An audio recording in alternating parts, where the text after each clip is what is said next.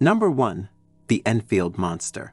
In 1973, a man in Enfield, Illinois told reporters that he saw a weird little creature lurking in his yard.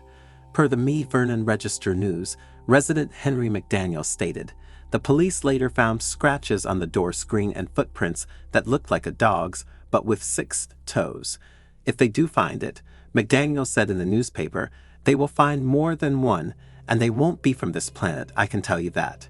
To this day, no explanation has ever been found. Number 2. The Suicide Hotel. In Colombia, the Hotel del Salto has more stories as one of the most haunted places on Earth more than it does actual tenants.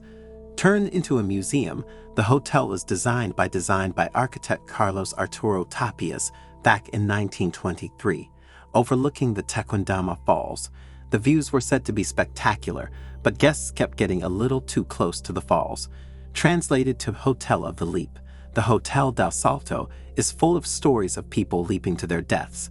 According to local legend, the indigenous Muisca tribe escaped from Spanish colonizers by leaping off the cliffs some centuries before. Number 3. The Axe Murder House. The Villisca Axe Murder House in Villisca, Iowa is a well-known tourist attraction for ghost hunters and horror lovers alike.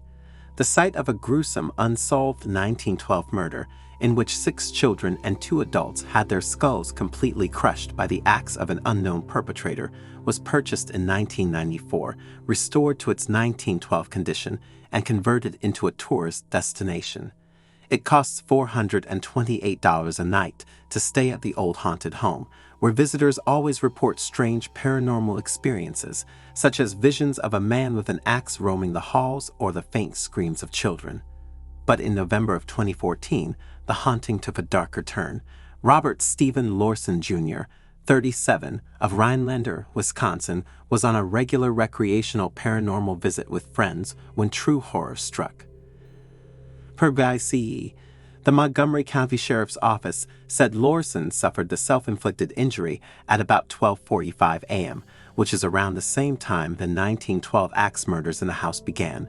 Lorson recovered from his injuries, but has never spoken publicly about what occurred that day. For Martha Lynn, the owner of the home, the incident was very upsetting. It's publicity, but it's not exactly the kind of publicity you desire to have. I don't want people thinking that when they come to the Villisca Axe Murder House, something's going to happen that's going to make them do something like that. The house remains open for tourist visits and overnight stays today. Number 4. The Haunted Doll. When you think of haunted dolls, it's likely the creepy old Victorian-looking porcelain kind that springs to mind, none of which you probably have laying around. Still, don't get too comfortable around any kids' toys too soon though. A Disney's Frozen Elsa doll that was gifted for Christmas 2013 in the Houston area made headlines earlier this year when it seemingly became haunted. The family decided to throw the creepy doll out in December of 2019. Weeks later, they found it inside a bench in their living room. The kids insisted they didn't put it there, and I believed them because they wouldn't have dug through the garbage outside.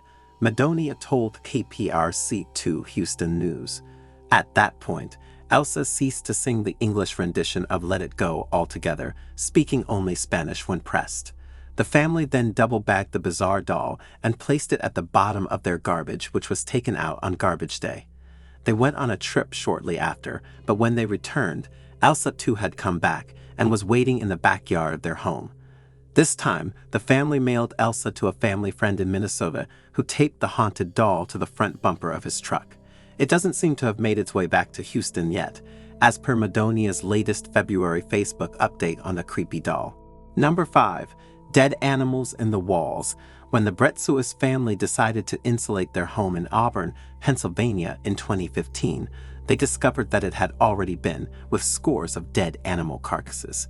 The expert attributed the rotting animals in their walls to powwow or Dutch magic, a ritual originating in the culture of the Pennsylvania Dutch to treat ailments and gain physical and spiritual protection. The Pennsylvania Dutch were a group of German-speaking settlers to Pennsylvania in the 1600s and 1700s and are often of Lutheran, Mennonite, or Amish faiths. The mold found on the rotting carcasses in the Bretsuis home has caused illness among the family members, and they say that the odor hasn't gone away. Number 6. Florida devil worshipping.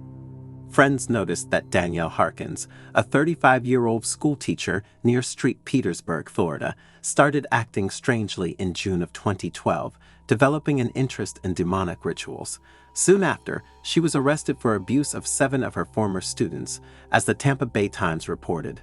The police were notified because a friend of one of the students who participated in the ritual raised alarms. However, none of the students themselves told their parents about the event or would comment following the arrest of Harkins for aggravated battery and child abuse. She hasn't informed us exactly what she was trying to accomplish with this, Hoots of the St. Petersburg Police Department said. Number 7. The death of Elisa Lam. Elisa Lam disappeared on January 31, 2013, from the Cecil Hotel in downtown Los Angeles during her West Coast vacation. She maintained regular contact with her parents until those communications abruptly ceased. Concerned, her parents joined the search efforts, but no leads emerged.